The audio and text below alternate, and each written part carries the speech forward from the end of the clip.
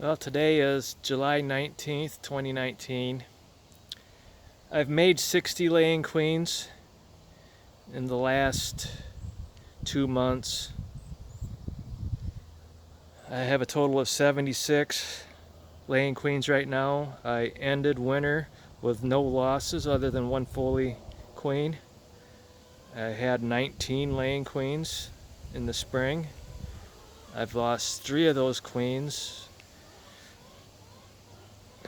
due to farmers' chemicals, and I don't know, queen was just old, not laying. Well, anyway, as of today, I still have a fully queen left. She's the best of the 46 that were sent to me 2 years ago, which is really sad to only have one left 2 years later.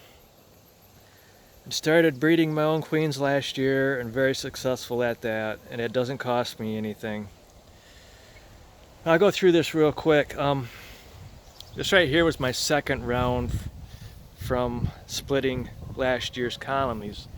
Over there by the door, I had all laying queens. And then as I got over to here, I was less than 50%. I'm not quite sure. There's no landmarks here. There are landmarks over there. Over there I did 100%. Over here I did less than 50.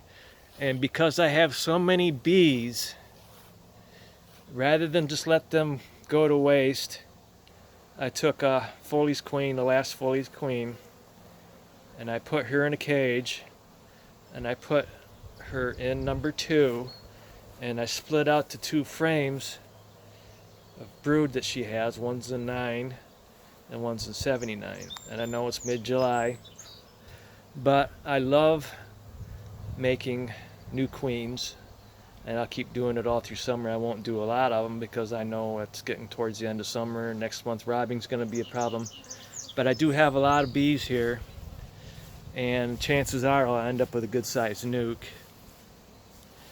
I have 2 or 3 that still have virgin queens in there, and they're due the 30th.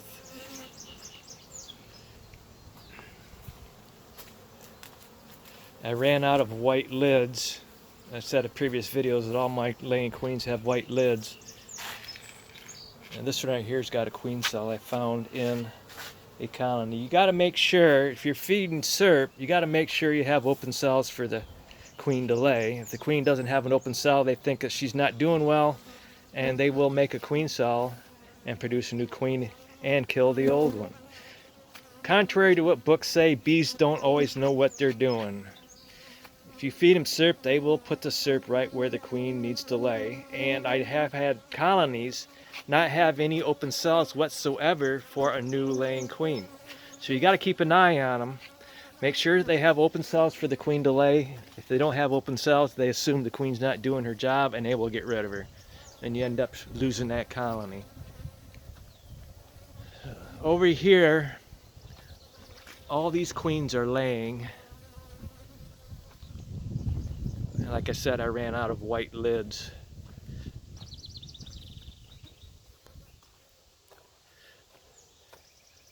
The last fully queen was over here, and what I've been doing all summer is I've been bouncing her around from one failed colony to another, because I don't expect her to make it through a 3rd winter. I'm trying to take advantage of making as many queen cells as possible, and mating with Michigan Bee Works drones. If you mate fully queens with somebody else's bees, you end up with a good quality bee. They're basically a hybrid. Foley's bees are basically inbred, but as soon as they get some genetics from a different line, they seem to do pretty well. So contrary to what he says on his website about hybrids being inferior, it's actually the reverse. His queens are inferior to hybrids. I stand by that statement, and I'm not going to open up any hives to prove how much better my queens are. You just have to take my word for it. I opened up a hive last summer, and because I was videoing at the same time, I ended up killing a queen. I'm not doing that anymore.